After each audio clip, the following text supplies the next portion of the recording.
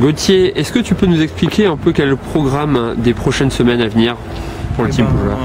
Là, il y a toute l'équipe technique qui s'affaire autour du bateau. Donc, le bateau est rentré en chantier lundi soir. Donc, sortie d'eau, dématage, déquillage lundi. Et donc depuis, on s'attache à déjà démonter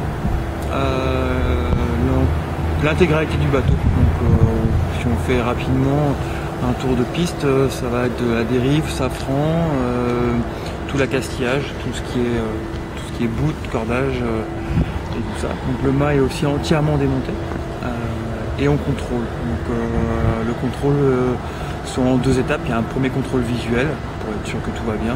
Au démontage aussi, on s'aperçoit ou pas si les pièces se démontent comme il faut et on voit ou pas s'il y a de l'usure inhabituelle ou prononcée.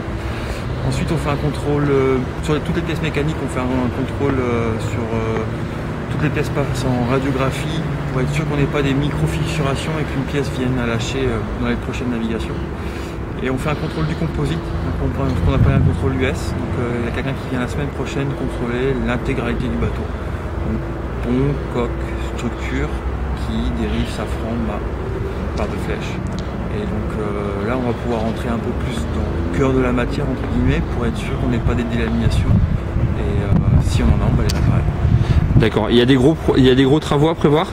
C'est pas des gros travaux parce que le bateau, comme l'a dit Bernard, on est à 90%, le bateau est plutôt ok. Il y a eu quelques casses et quelques avaries mineures sur le Vendée, majeures aussi sur le Vendée. Donc on a quand même un support de verre qui est fendu en 2.